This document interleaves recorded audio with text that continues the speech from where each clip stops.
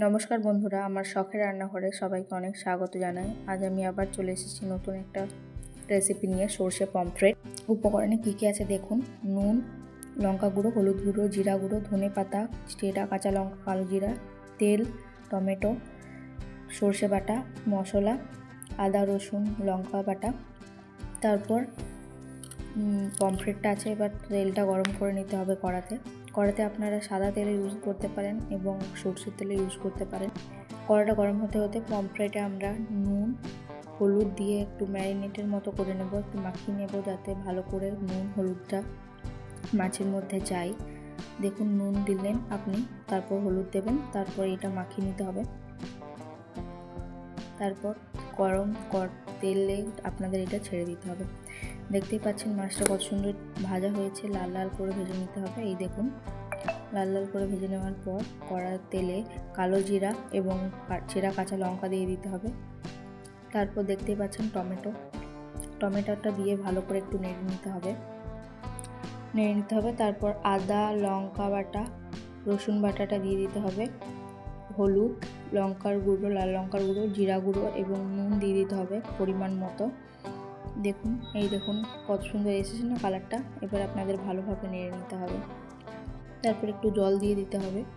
জলটা দিয়ে ভালো করে দিয়ে পরে একটু নেড়ে নিতে হবে, কষিয়ে নিতে হবে মেনলি জিনিসটাকে, যাতে দেখতে বা খেতে ভালো লাগে। মশলার যে গন্ধটা হয় সেটা যেন না হয়। দেখুন কালারটা কত সুন্দর চলে এসেছে না কষিয়ে। তারপর আমরা এই যে কষানো হয়ে গেছে, তারপর আমরা দিয়ে দেবো মাছগুলো। দেখুন মাছটা দিয়েছি, আরেকটা মাছ। আপনারা যদি কম পরিমাণে বানাতে চান তাহলে কম দেবেন। এই যে মাছগুলো আপনাদেরকে ভালো করে উল্টে নেড়ে নিতে হবে যাতে মাছের গায়ে মশলাগুলো ভালো করে যায়। এই দেখুন কালারটা কত সুন্দর এসেছে না, দেখতে পেলেন কালারটা কত সুন্দর এসেছে। তারপর এটা একটু ফুটতে থাকুক মাছটা মশলার সাথে। তারপর আমরা দিয়ে দেবো সর্ষে বাটা, যেটা বাটা ছিল, যে সর্ষেটা বাটা ছিল সেটা পুরোটাই দিয়ে দিতে হবে। তারপর তার সাথে আপনারা অর্ধেক পরিমাণ মতো বা অল্প পরিমাণ মতো জল দিতে পারেন, আপনারা যেরকম গ্রেভি খেতে চান। দেখতেই পাচ্ছেন, তারপর আমরা জল দিয়ে দিলাম। জলটা দেওয়ার পর আপনাদেরকে ভালোভাবে নেড়ে নিতে হবে এবং কষিয়ে নিতে হবে যাতে ভালো লাগে। এবং কালারটা দেখতেই পাচ্ছেন কত সুন্দর এসেছে না কালারটা।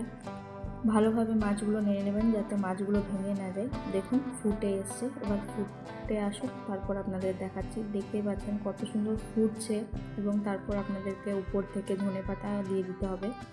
এখন শীতকালের দিনে আপনারা যদি যে কোনো খাবারে ধনেপাতা দিতে চান তাহলে খুব ভালো লাগে। ধনেপাতা সেন্টটা আপনারা স্কিপও করতে পারেন।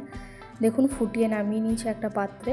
কত সুন্দর লাগছে না সর্ষে পমফ্রেটটা। আপনাদের যদি আমার রেসিপি বা আমার চ্যানেল খুব ভালো লাগে তাহলে like, comment, share and subscribe করতে ভুলবেন না। আবার আসছি নতুন একটা ভিডিও নিয়ে। Stay tuned.